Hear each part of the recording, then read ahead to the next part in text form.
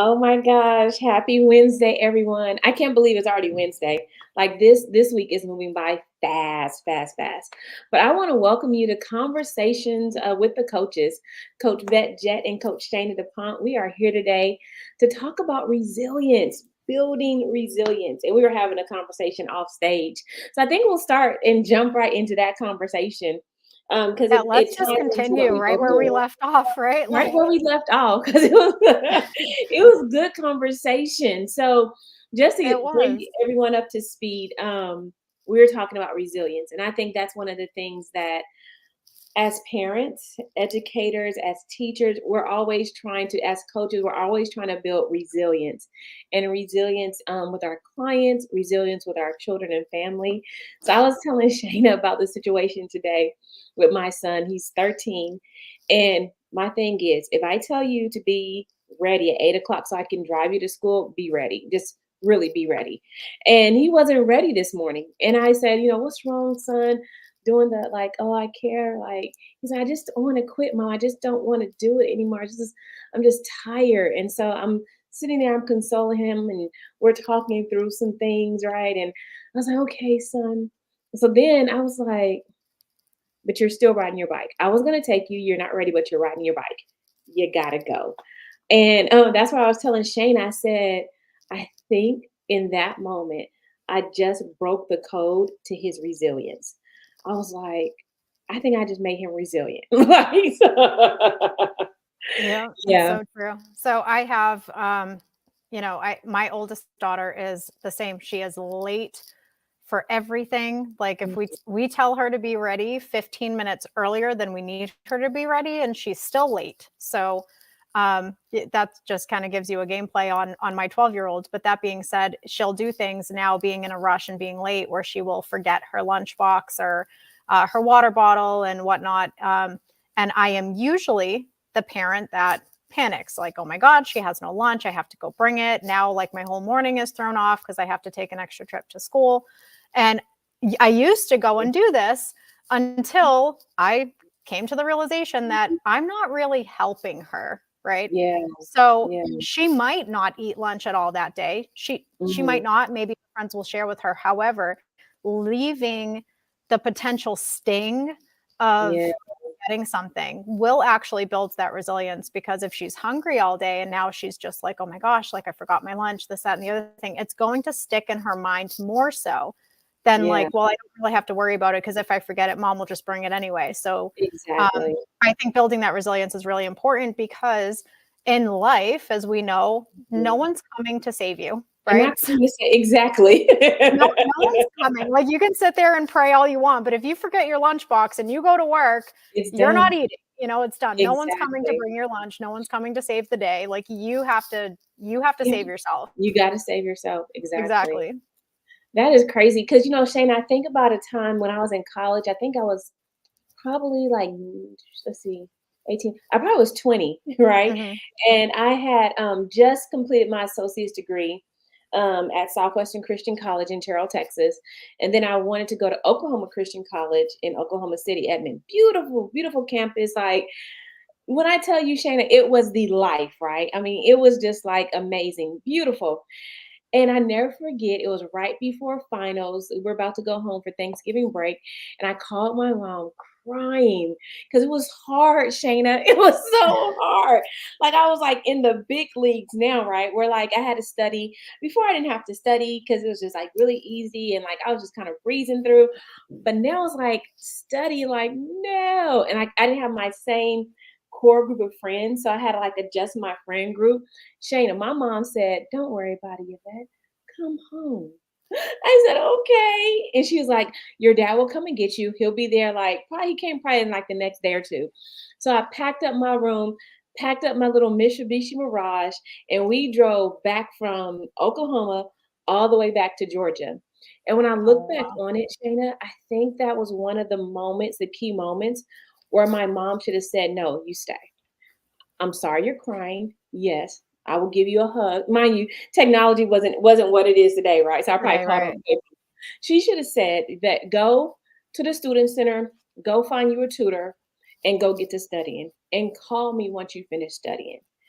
So I'm like, she probably shouldn't have told me to come home because that one exercise of resilience, I probably should have stuck with that exercise because it could have changed like the trajectory of my life a lot sooner, right? So like, Right. how are we maybe inhibiting the scholar, the children from growing by catching them and saving them, you know? So I always think about that. So I told my kids, if you guys call me and saying crying that you can't do it, you don't want to do it, I'm gonna say I don't care. Go get a tutor. So E and exactly. call me when we get to graduation and I'll pick you up at graduation. I'm not picking you up before.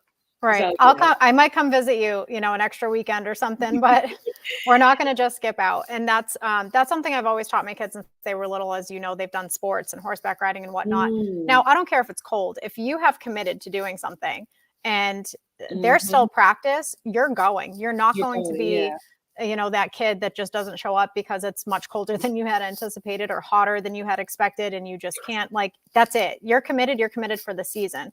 If Yeah. you want to, at that point, next season Mm. not play, okay, fine, but that's it. Once you're in, you're in. Um, Ooh, I that's was I was always really hard on them with that. But on the flip side, I've been the parent that has also enabled them to be lazy or enabled them to not be resilient, right? So, mm, and I've done that in ways, like, it sounds silly, but the lunchbox thing, right? Or the yeah, water bottle. Like, I am the parent that will go and bring it back, until I got to a point where I'm like, this isn't actually benefiting the child, right? yeah. And as we know, like, I do gentle parenting, especially with my now 2-year-old, because I did not do that with my older two. And I think that that's the common misconception with gentle Mm, parenting, is that um, you're constantly disabling them, if you will. mhm, And I think that maybe some parents do that, but the way that gentle parenting is supposed to work is you are supposed to place, boundaries. They do still have rules. They do, have things that they need to be responsible for. They do have, I don't call them chores. We have a family contribution chart. They do need to contribute to the family and the house. They need to be responsible for themselves and take care of their rooms and whatnot. So the only difference there is, in building that resilience, it's like, hey, you might not feel like doing this. This may be hard, whether it's school or something they have going on at home or have to do. It's a matter of meeting them where they're at, where you acknowledge and validate how they feel and say, mhm, this is normal, right? So I would feel the same way if I was going through that, or if, whatever, I had softball practice last night, so you're tired. So of course this morning you yeah, don't feel like making your bed, or whatever the case may be, but you have to do it because that mm, is a responsibility that you have, right? yeah, And it's just a matter of validating their feelings, getting them to feel like, okay, now I can breathe. Mom understands. mhm, And then giving them the tools and giving them kind of the support system, if you will, to push through that and mm, give them that whole, you can do it type attitude, even yeah, if it's hard. even if And it's even yeah. if it's hard, like, you will find a way to push through it. And you know what? I'm glad you said that because it reminds me of my time in the military. Probably one of the hardest times of my life. Basic training was hard. A lot of it was hard, right? So, but I don't regret any of it. But I never forget, Shayna, we were on a ruck march. It was like during my womanly time of the month, and my back was killing me. You know, like everything was killing. And you can't be like, oh, I'm not gonna. Well, back then, you may be able to do it now. Back then, you couldn't be like, well, I can't go today because I don't feel good. You're putting on your pants, you're putting on your BDU top just like everybody else, and we're going. And Shannon, my back was killing me. When I think I had like a 50-pound rucksack on my back, and I'm like, and I think I had the Kevlar on, the flak jacket. So mind you, I'm probably having maybe like 75 pounds on my upper body. Oh, Oh my God, it was hurting. And I never forget one of the other soldiers, young guy, like really like in shape and everything. He's like, let me have your rucksack. So he carried his rucksack on his back and my rucksack on his front. And I never forgot just getting through that moment. mhm. That was really challenging, and it was really hard, and it was like one of those defining moments that I had to push through no matter what. That even though it was hard, even though it was challenging, pushing through, but at the same time, finding that community that would help me and guide me and support me through that challenging moment to build up the resilience and like resistance that I needed, like internally, just to become a better soldier, right? Because knowing the end goal, the end game, the end result is part of the resilience. Like, where are we trying to get to? We're trying to get back to the barracks so we can rest. So it's like we got there, but I did need help along the way. And I think that's what I want to tell people, like, in resilience, you may need some help along the way, but it's okay. But finding that safe community, Shayna, that will help you along the way and not make you feel bad about it. Like, I think that is so, like, critical.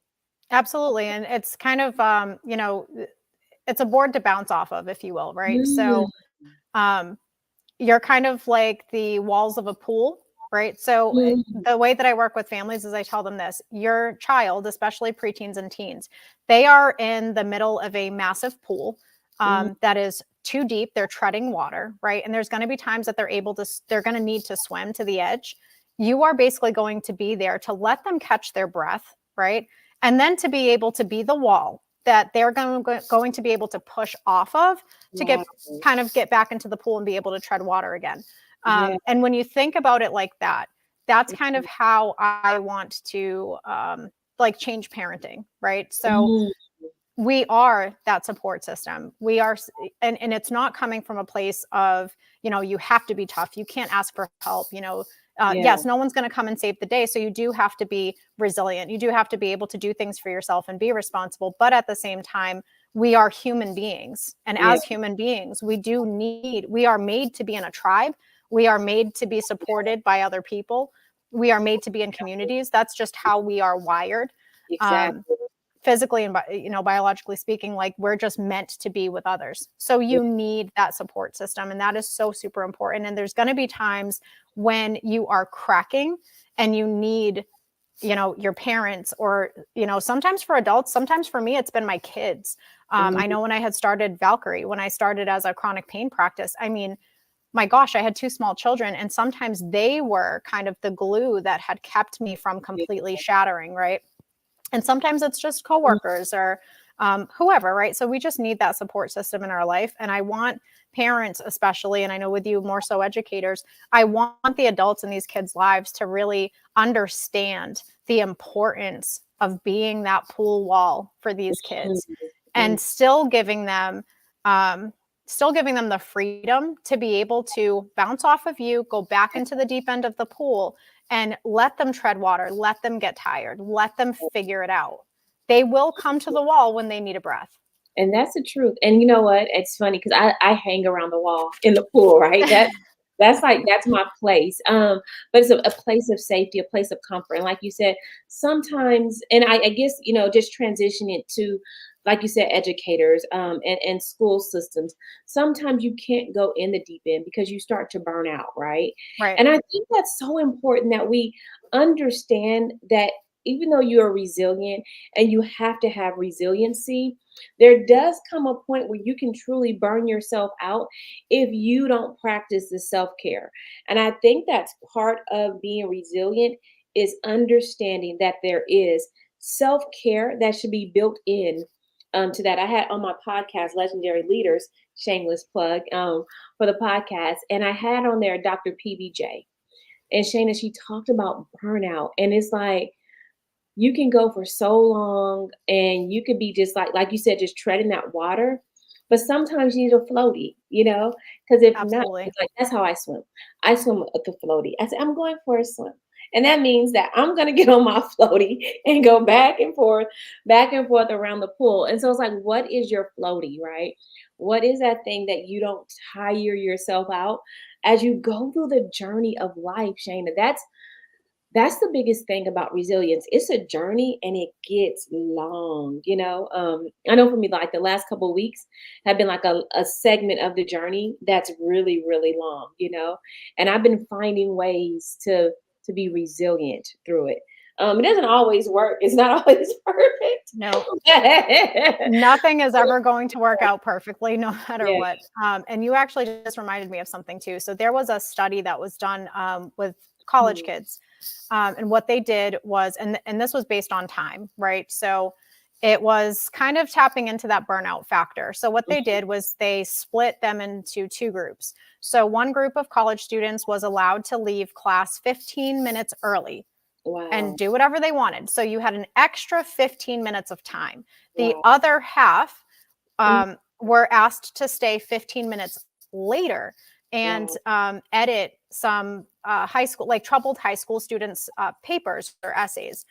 Do you Wow. know that the kids that actually were that stayed 15 minutes later to be able to edit these troubled high school kids' papers actually reported after the study that they felt like they had more time, they felt like they had a purpose, they felt better Mm, about just what they were doing in general, they were able to focus better, and they were actually, the time was taken away from them. So I found that study to yeah. be so inspiring, if you will, because Yeah. that taps into, let's get rid of the burnout. And how do you do that? So you have to Yeah. do these things in self-care, and part of that self-care really needs to be to find something to do in your day that is meaningful to you, whether that be taking a walk and going out in nature, whether that be, giving back to the community, whether it's just to organize a closet in your house, whatever the case may be. Like, you just need to do something meaningful for yourself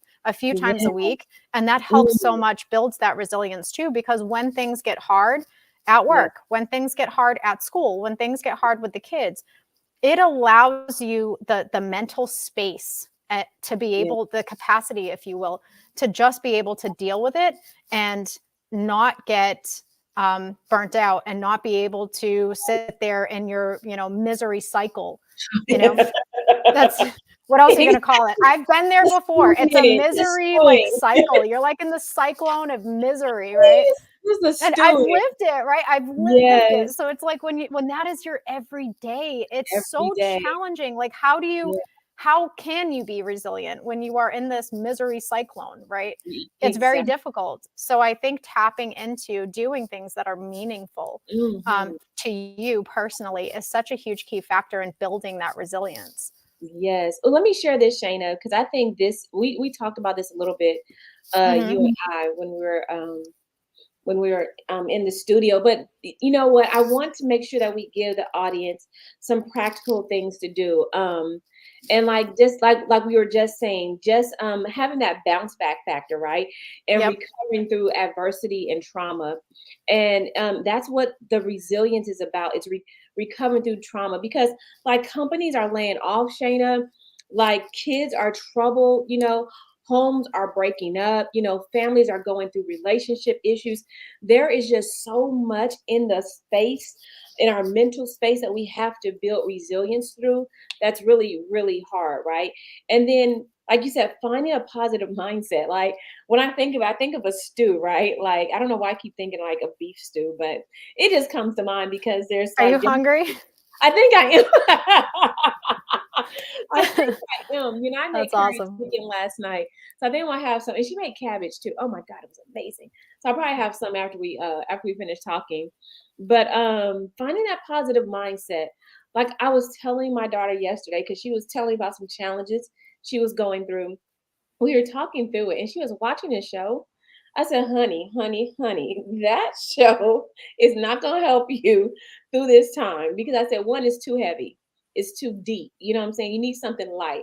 I told her, I said, when I was my first deployment in Iraq, I watched Friends every single day, Shayna, every day, for the simple fact it would make me laugh. Like I just needed something that would make me laugh at silly stuff no matter what, because it tapped in to that positive mindset, right?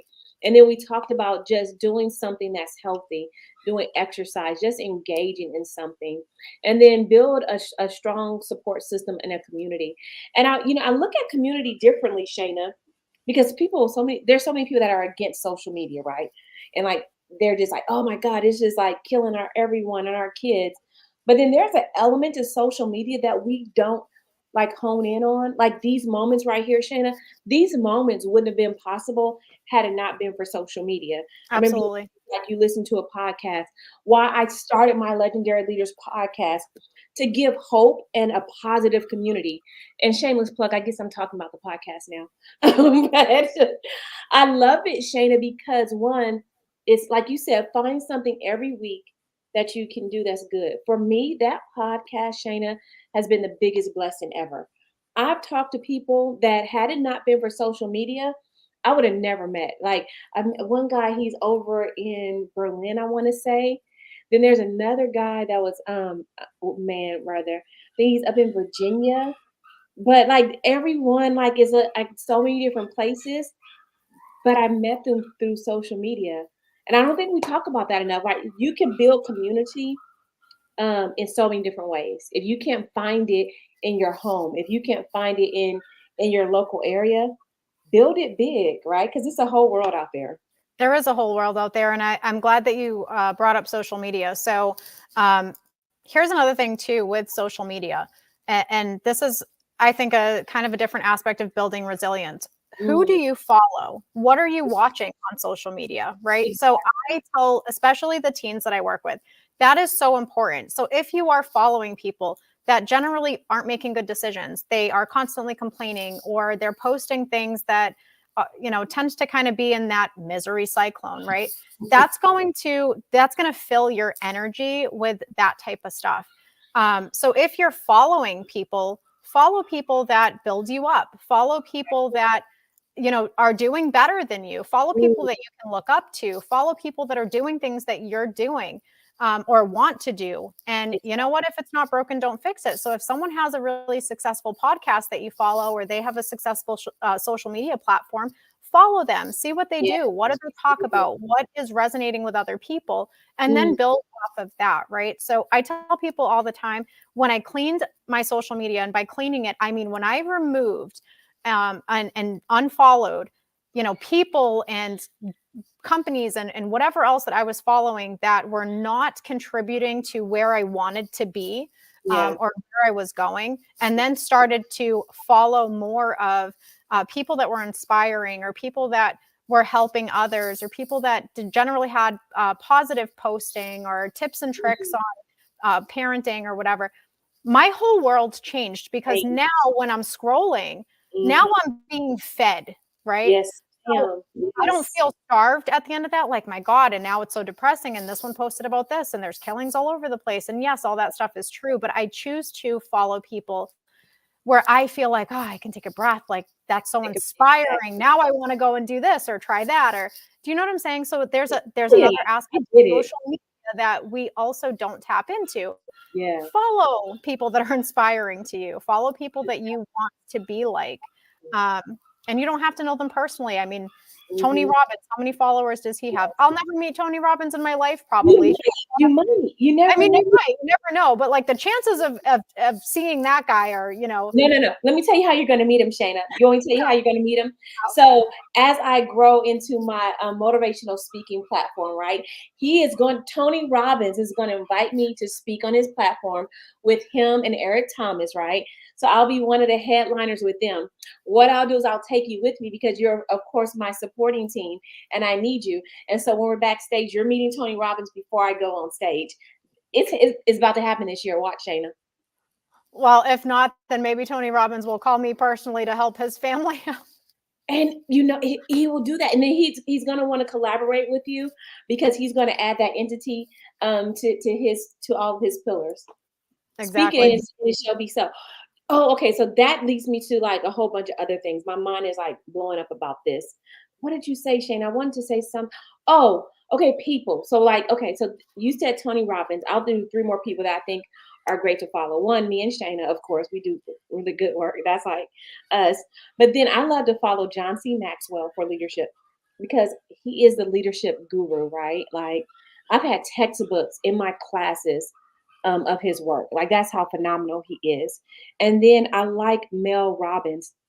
She has the 5 second rule, that when you need like to get up in the morning, get up in the morning, when you need to get something done. 5 second rule, 5, 4, 3, 2, 1, because it activates your brain to do it and get up. So I love Mel Robbins, because she is just practical.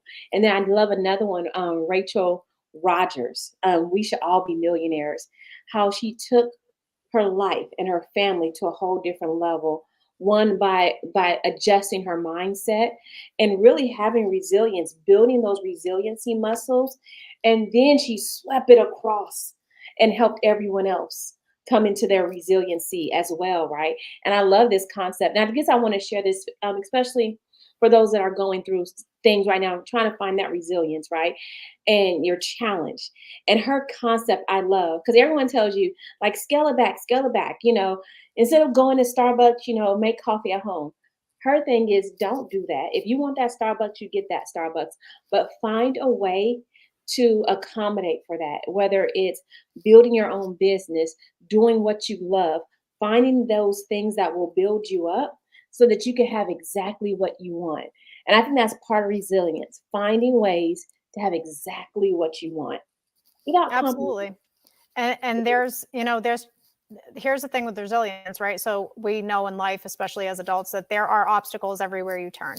So there is never going to be a dream you chase or a goal that you have that is not going to come with challenges and obstacles. The Yeah. bigger the goal, the bigger the dream, the bigger the challenges and obstacles are. Oh, yes. The whole thing with resilience is, how can you keep your mind in a place where you are able to bounce back from that and Yes. not let those obstacles and challenges destroy you or set you so far back that now you're starting, way back at zero. You know what I'm saying? So if you're at, and Mel Robbins uses mile markers. So if you're at mile marker, 45, You sound like her.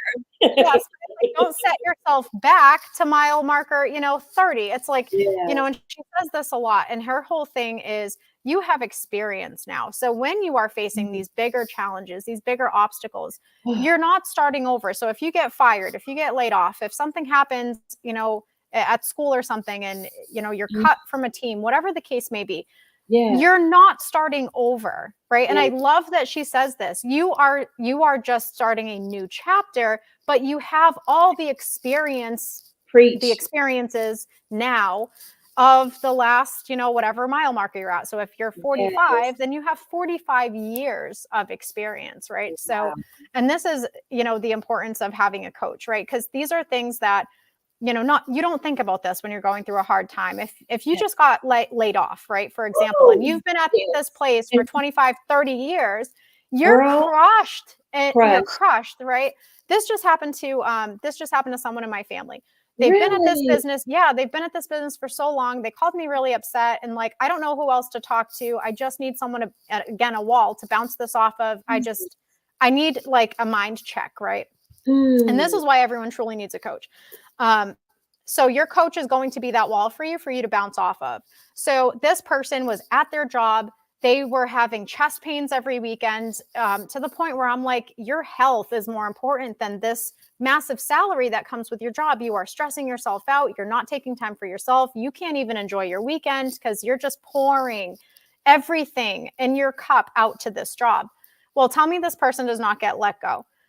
So they get let go for actually speaking their mind against one of the higher ups that, wasn't doing things the way that it should have been done.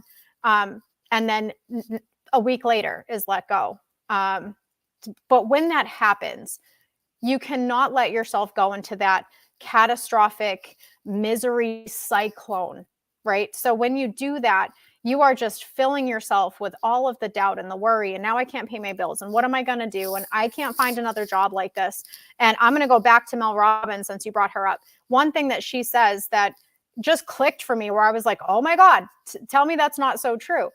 If there is a job that is paying you X amount of money where you are doing whatever it is that you do at this job, there are probably hundreds of thousands of companies that now even offer remote positions that are willing to pay you for your experiences in that industry the same, if not more, money than you were making at this other job. So use that as an opportunity to bounce back. So you're just going to sit there and you're going to tell this boss who's a POS, and we all know what that stands for. I don't know.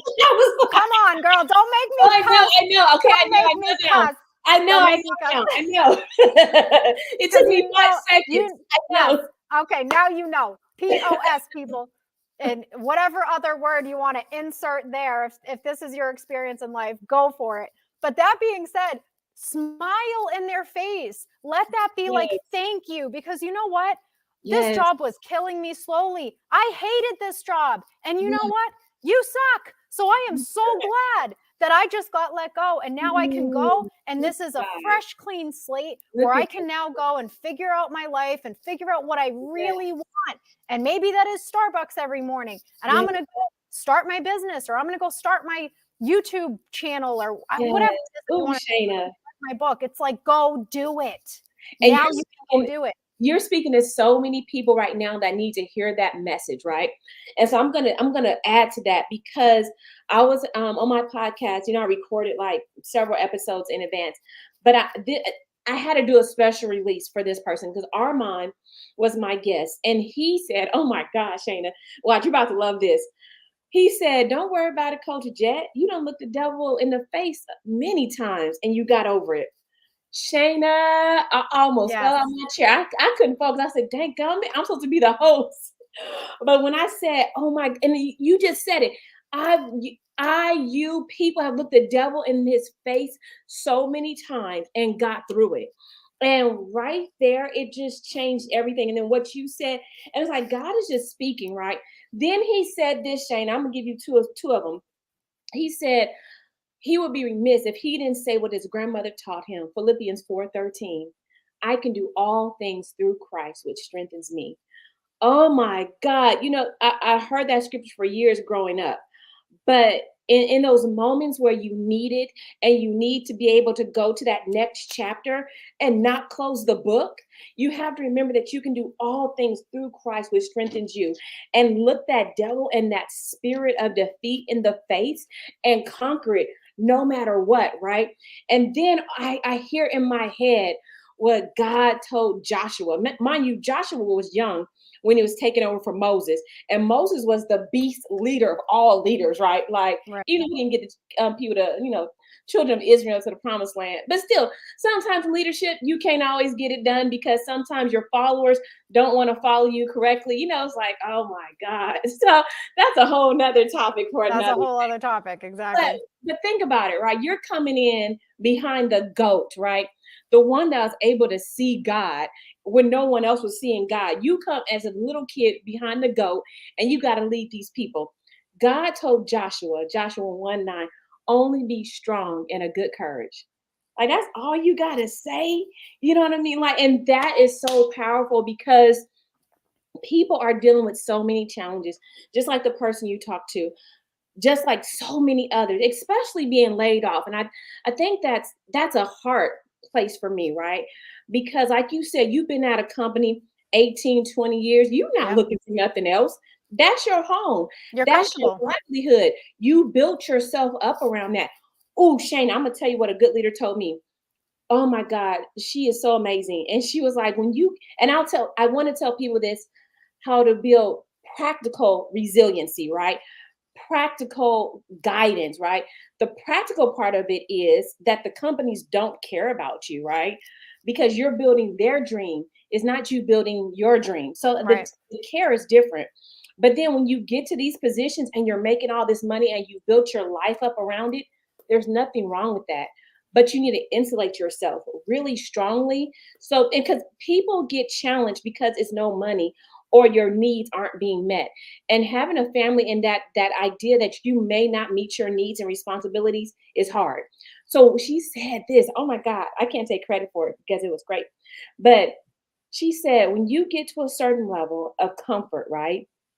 Don't keep living on the higher levels as you get more and more. Like, say you're making like 200,000, right?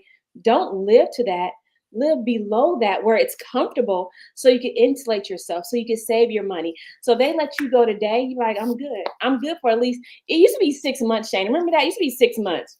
That ain't good enough no more No. because I'm going to tell you what Rich and I do. So, I mean, literally we could live the same way that we're living right now for Mm, about a year and a half to 2 years. really? Yes. And that's done That's really purposely. powerful. And I mean, minus the mortgage, I mean, we have no debt. So Mhm. so everything's paid off. So there's no car loans, everything is paid in cash. And, of course, there was an increase when we moved to Texas in his pay. And it was like, well, do we get a new truck? I have an older truck. And it's like, no, the truck runs fine. There's no car payment on it. We don't have a need for it, right? And here's another thing with, the finances. If a newer vehicle was something that was in my rich life, then maybe I would indulge in something like that, Mhm. because we can. But it's Mhm. not something that is important or a part of my rich life. I'd rather Mhm. travel, right? Or I'd rather go have an experience. So Mhm. I would rather keep my 2015 truck that I just had to put another $1,500 into, a few weeks ago, but that's okay because it's not that important to me, right? So Mhm. it's really making all of these micro decisions so Mhm. that when life knocks you on your tail end, you are not going to have that catastrophic, oh crap moment. I am screwed because I'm paycheck to paycheck, or I already can't make it. What am I going to do now? Mhm. And I think to your point, you have to make decisions on what's important and what's not, right? Yeah. And really put yourself in a place where you're able to concentrate your efforts in the Yeah. places that you prioritize or find important for yourself. And Yeah. then really just not care about the others, right? I'm not going to go pouring into this one. It's not that important to me.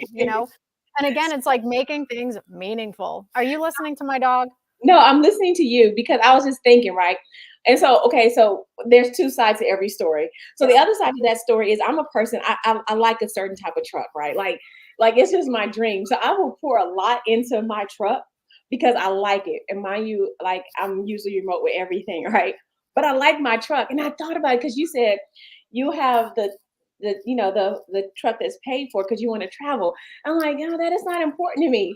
Because I used to be a flight attendant, Shayna. So I was not. I was not. So I'm going to I tell you, but your rich life is different than mine. No two people will have the exact same rich life. Now, exactly. someone that loves coffee, right? They're going to go spend 8, $10 on a really good fresh brewed whatever at the bistro, Exactly. or whatever they call the coffee places, cuz I'm good with like Sam's Club brand. But you know what I mean? Like Yeah. that's where they're going to put their efforts, or maybe they take a trip to go see, a coffee farm or whatever the heck. But you know what I'm saying? Like Yeah. you've got to focus your efforts on what's really important. And I think since we're kind of on the job thing, if Mhm. you're not happy somewhere, don't stay there, right? So Yeah. don't stay there because Mhm. you spend more time with your coworkers and the people Yeah. that you work for than you do at home with your family. So Exactly. they are such a huge part of Mhm. your energy that you're able to give back now to your family or to yourself. That Yeah. has to be. It's kind of like with teens, and I tell them very important to choose your friends very wisely Oh, yeah. because they will influence everything you do. And Yes. it's the same thing with adults and coworkers or Mhm. where they work, right? So that culture, that type of community that they have there, the type of people that work there, are you getting something that is positive from that? Are you coming home, excited to go to work the next day, or Mm. are you getting in your car and you're like, I absolutely hate this place. Please strike me with like the flu for the next 2 weeks Oh, because I really yes. don't want to go. And I think so many people Oh, stay stuck there, and it's like what we're telling you is that in itself is a major obstacle. yeah. Build yourself some resilience and start planning. Yes. Start it Mm. with an exit plan. I'm going to give myself until this date to go find another job that pays me more or pays me at least the same. And I'm going to really cut back expenses here. I'm going to start pouring into this and putting that into savings. That way I can actually chase and follow what is meaningful and true Yeah. for me, right? Yeah. And you know what, Shayna? I one time that happened to me. I was at an organization that I was just starting to hate because Mhm. I was like you just described. I was one of those people that got in the car every morning and like I just wanted to be sick. Like I was like probably really sick, like seriously. And I could tell on my face, like my face had got, I'm already dark skinned, shout out to the dark skinned ones. Oh, it's Black History Month, by the way. I didn't acknowledge Yes. that. Oh my God. Oh my God, that's a whole happy Black History Month, right? Because your history is now and you're making history for the future. right? And so, oh, I just thought about that was really deep. And so part of making that history, Shayna, was me really, like you said, having an extra strategy and an exit plan. Even though it was a place that I loved, it wasn't a situation that was ideal for me, right? And even Exactly. sometimes, like the thought of like going back there, like, oh no, like I've been there. they're like, would you want to go back? Oh, no, like, Yes. You and know, did you ever sit in your car for like a solid, 60 to 90 seconds and you're just breathing and you got to talk yourself into walking into the building? oh my, and Shane, that's when I wish I That's had a how it whole is. lot of It's money. awful. I wish I had reserves because I would have quit. And I don't quit jobs. Like that's just not what I do, right? I just don't quit because I built resilience, right? I'm like, I'm a soldier. I'm a no limit soldier. I thought I told you, Master P back in the day. But like I thought like, building resilience was just putting up with until like it would change or until someone would change. But like you said, Shayna, they weren't changing, right? That environment was just cultivating worse and worse and worse and worse and worse and worse circumstances, right? Right. And I said, I don't want to be a part of these circumstances, even though it pains me to move on. But it pains my stomach now when I think about going back, just because it wasn't that environment to be resilient in. You know what I mean? So, and this is the thing about being resilient is building up your own qualities, your own capabilities, right? So I went into the mode during resiliency of building your vet up. That if that meant going and get different certifications, learning new things, going on Udemy, like Coursera, going back to school, just finding ways to continue to develop myself, which built my resiliency up, right? To get through those moments and those challenging times. So yeah, it's about like not staying just because you want to be resilient. I'm glad that you touched on a couple of different things there. So I think just for people to really define what resilience is, it is not putting up with crap. It's not. So it's not the matter of, hey, my job is really terrible. I am miserable there. I'm sitting in this misery cyclone, but I'm resilient. So I'm just going to do this every day for the rest of my life until I retire and then I'm going to die. Like that's not resilience. It's So I not. think to define what it really means for a human being to be resilient is Yeah, there are going to be challenges and obstacles. There's a difference between letting something go that is not serving you. yeah. That's not quitting, Mm, right? So I think when people define now mm, quitting, you're not quitting your job. mhm. You are letting go of Yeah, something that is not serving your higher purpose in life, right? yeah. I And get I it. think that following your Mm, intuition, following your dreams, being able to figure out where you're going in your life and what you want that to look like. yeah, And then figuring out if you're in this miserable job, what that exit strategy is and where you're going to go from there, what you're going to build from there, yeah, and really understanding that there are going to be challenges, there's yeah. going to be obstacles, and it's not always going to work out in your favor. That's okay. The Mm, resilience part of it is truly understanding that, being as prepared as you possibly can for yeah, any obstacles or challenges that you are going to try to see ahead of time, right? And just being okay with following the detours. You yeah. still are Ooh, going to get to the destination, but sometimes there's a detour. Doesn't mean you're not going to make it. It just means it might take you a little bit longer, or it yeah. might be, Ooh, you might go over some bumpy roads through this detour. yeah. Not a big deal, right? So we're going to figure this out. You got to trust in the process, trust the universe, trust in God. It's going to happen, right? Shayna, you said so many great things there. So we had a comment. I just want to acknowledge Mario. We were deployed together. We were in the military together, and he said, "Road nights, real soldier." And you know what? Part of being a soldier is pushing through, right? And I Yep. remember we were deployed, Shayna, and it was so many times, like you said, it was bumpy roads. It was redirecting sometimes because we were on convoy security, and I was a gunner on the 50 cal machine gun, and Mario was too. Great gunner. Oh my God, you want a gunner? Like, let's go. Good So, job, Mario. oh my God, Mario was that We're gunner. taking Mario to the range. Man, oh, that's who you want for real. And he was just a great soldier because he could run good and he just had those great qualities about him. And I think sometimes I just want to acknowledge those that serve, right? Because the country is in turmoil and going through a lot, even right now, even back then. And so part of what we learned as soldiers was to be resilient. That when you hit a bumpy road, when there's danger, right, you're able to put your shoulders back and you're able to just put on that armor that's going to protect you through that resilience, right? And through those hard times.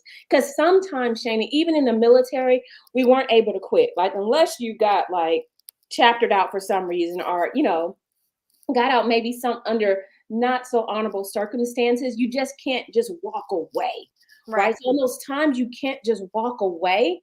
You got to breathe through the moment, right? And that's what they teach you. Like when we're at the range and we had a fire M16.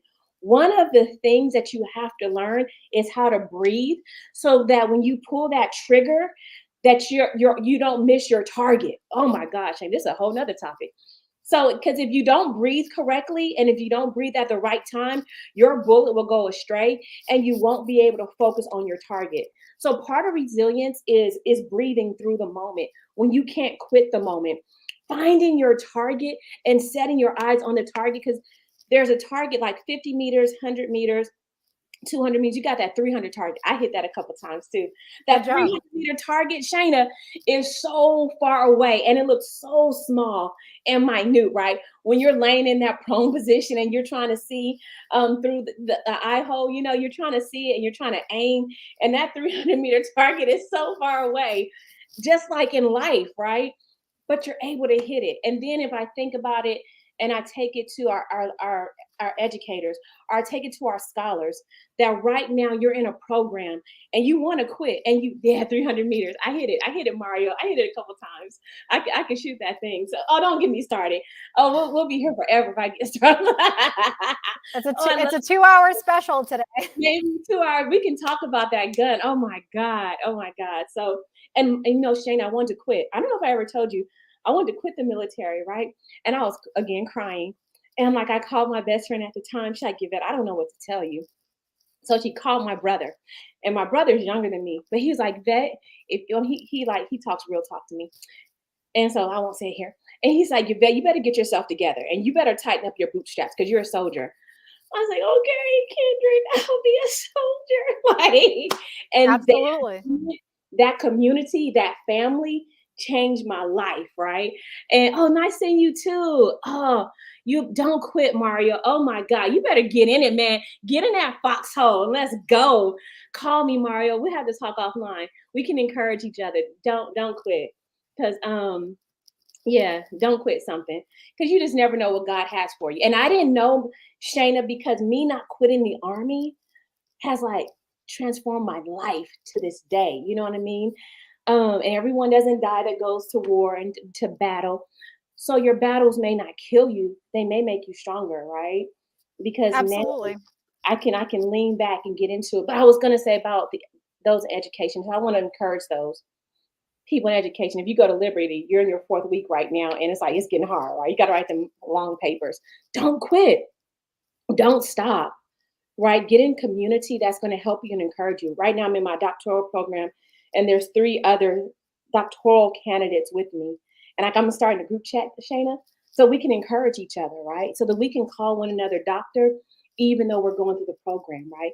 So we can call each other strong, even though we may feel weak. You know what I'm saying? Because it encourages us. I can go on a tangent. So yeah, I don't. Yeah, absolutely. I mean, there's quite a few things that you said that I can touch upon, right? So I think that as far as shooting a gun, and as you know, with a semi-automatic rifle or any type of a larger weapon that you're going to shoot, there is a depending on what you're shooting, there's recoil, right? So I Yeah. remember when I was learning to shoot some semi-automatic weapons and whatnot. I had to sit here, and I'm tiny, right? So I know you can't really see anything but my upper half here, but I'm 95 pounds, maybe 100 on a good day. So a pretty significant recoil going to my shoulder, and I have RA, is really not good. Mhm. So there has to be really a discipline, right? So you were learning in Yes. that journey, you were learning how to breathe. how to hit Oh, your target, yes, how to yes, make sure that you can look through your scope, how to adjust for things like wind, yes, what all these factors, right? There's so many yes. factors. And I want people to think about that. Like, these are your obstacles. There's so many, minor and major things that are going to affect your Mm, shot. And that yes, is what you have to do this resilience thing for. You have to do the work. You have to have the discipline to stay committed to your dream and your goal and whatever it is that you're doing. You have to focus in on that so mm, that you can take those other outside influences into consideration and still hit your target. I think yes, that's like the major component to resilience, right? And as yes, far as, students are concerned, and even educators teaching this to yeah. children, Ooh, we yes. have to use things like this. We need to be examples of this. We have to have the discipline and the Mm, vulnerability, because it takes both. So you have to be strong and disciplined, but you also have to be humble and vulnerable, yeah, because that's where the most growth happens, right?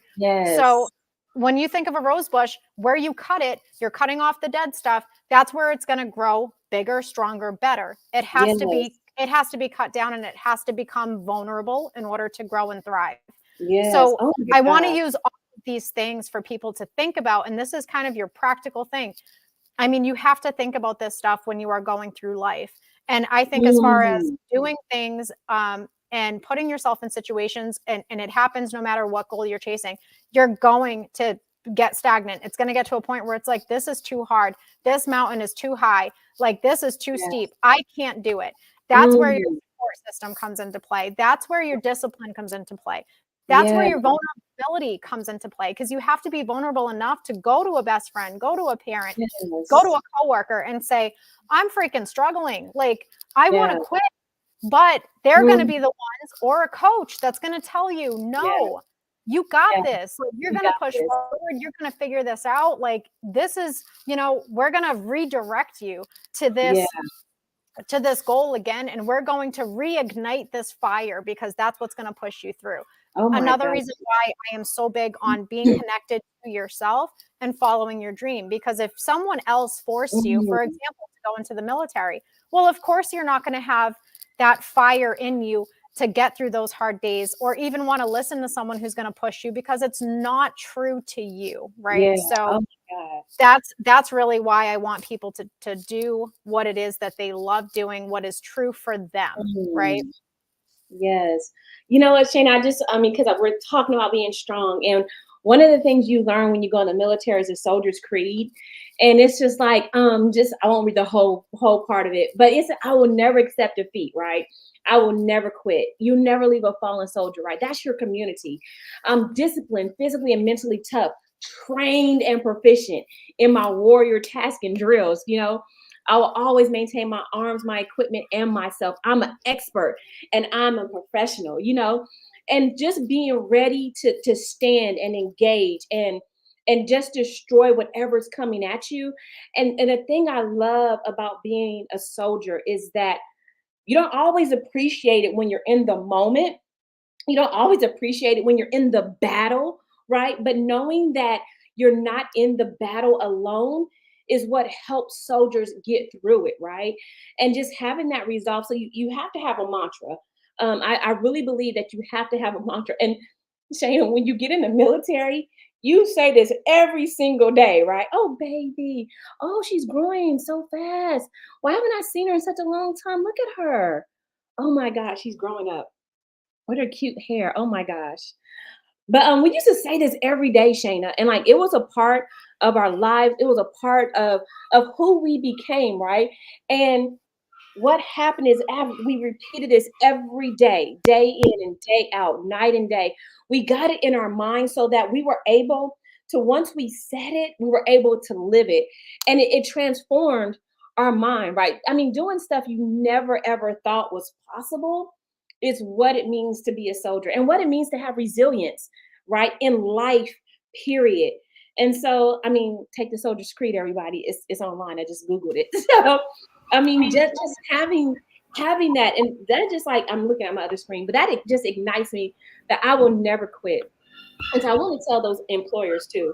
If you have someone that's a veteran and they're applying for a job, you might want to take them because they have something instilled in them that that your normal person doesn't have, right? Because it is just a part, it becomes a part of your DNA, right? It becomes a part of who you are and what you do. So that's your puppy, huh, Shayna? Girl, Is she crying? Is it here? everybody, apparently everyone woke up at the same time. So she must have heard me come downstairs to come and Oh, get this one who just woke up from her nap. But her yeah, hair so is like that is long. my puppy who now is like, oh, wait, mom's up. I seriously think that there's a lot to be said about that. So if there is an applicant that comes in, or even if you have a coworker that you find out has been in the military and maybe they seem a little weird, or they have PTSD, or they have maybe some issues and whatnot, like they really need some grace. Yes.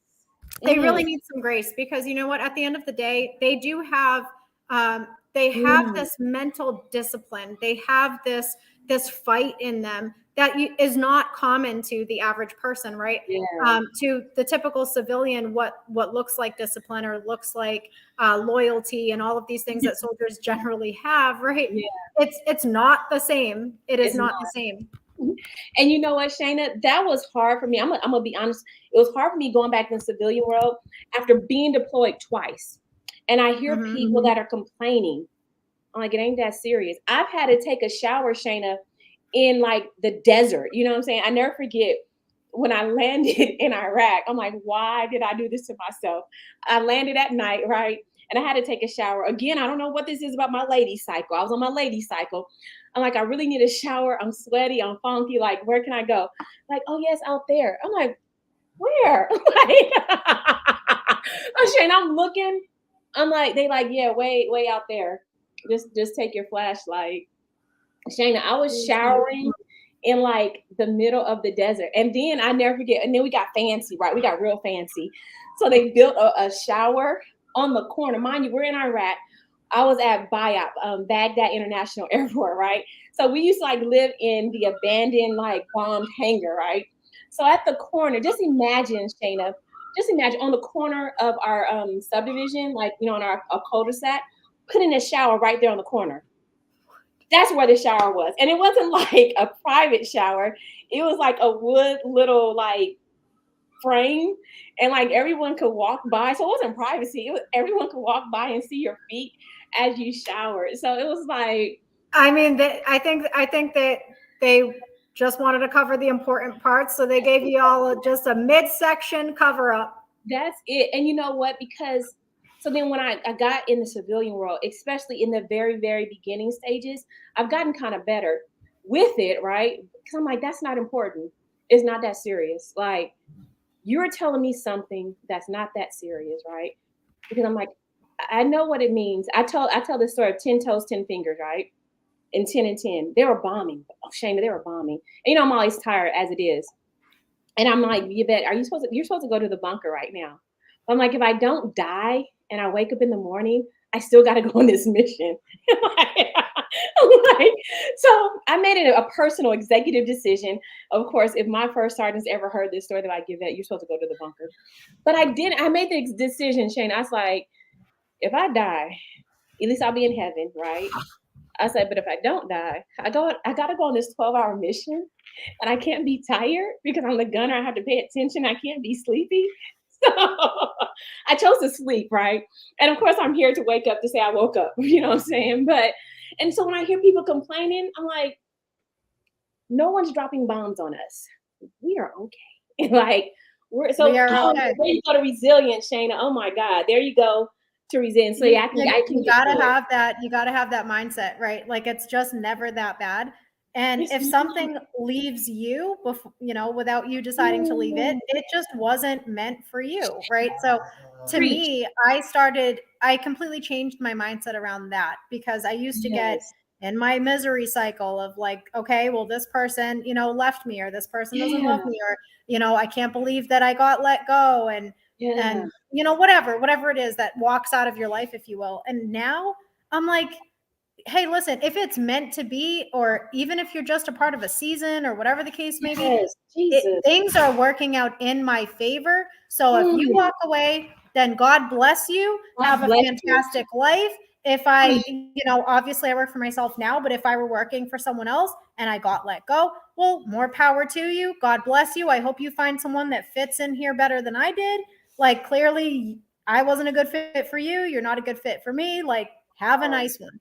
And really just walk away just knowing that that is, again, an opportunity. So I think all of these obstacles are opportunities. They're opportunities to learn. They're opportunities to grow. They're opportunities to shift and pivot and try something different, or follow a dream that you've had for decades that you couldn't do because you had this crazy stressful job, right? I love it. Oh my God. Sheina, we're at time. But so, okay, so let's end it with this, right? When we talk about resilience and we talk about the goal and the dream, right? Yes. So my goal and my dream. So I'm gonna share my goal and dream as vulnerability would say, right? And you can share your goal and dream if you want to. I think you probably will. So my goal and dream, right, is to impact men and women across the world and have everyone become better leaders because I was able to share and input and pour into the world. So my dream is to be one of the biggest motivational speakers that ever lived. So that when I die, Sheina, they be like, man, Coach Jett poured into me. I remember they did that for my mom when she died. Sheina, it was so many people at her funeral, so many people that came to the wake, people I didn't even know that my mom knew. And just to see the generations that she touched, it was young people, old people, and still to this day, she is touching people by the way she lived, right? And so it makes me resilient. It makes me push forward because all I can do is try to be the best me and the best portion that she poured into me. So my goal is to impact so many people across the world. So when I died at 103 years old, not 104, 103, that's just my goal. I don't know why. I just picked 103. I know that impact the world, right? As a professor, as an educator, as a motivational speaker. And so my students can say, well, we came through Professor Jett's class and she taught us this. So if you ain't a leader of integrity, ain't because I didn't teach you. I taught you. You just didn't do it. Absolutely. That's my goal. That's my goal I share with the world. And I have the same goal, but mine is more, no, don't do that, baby. My goal is more geared towards children. So I really want to impact the lives of families and children, especially everywhere, and just be able to give these kids again, resilience, and to be able to go into their adult lives with the tools and the skills that they really need to live a truly happy, fulfilled, impactful, meaningful life. And follow their dreams, right? So there's a reason why things are placed on you specifically and not anyone else. And to be able to have the courage and the discipline to get through the hard times and really just not fall into our unfortunate way of normal right now in the United States, and really impact other people and have them be able to lead, as adults in the future, and be able to impact the rest of the world because of it and their journey in life. I love that, Sheina. You're in a vortex. I love the way you're moving. I love it. But you know what, friends, thank you so much for joining us. I think we would be remiss if we didn't end it like this. So we talked about our goals. We talked about resilience. We talked about keeping and moving forward, right? And I'm reminded of what Armand said, his grandmother said, which is there for all of us. Philippians 4:13, I can do all things through Christ, which strengthens me. And so we encourage you, from Coach Vett and Coach Sheina, we encourage you to know that you can do all things through Christ, which strengthens you. So keep that spirit and keep that hope alive. And until we meet next Wednesday, this is Coach Vett and Coach Sheina.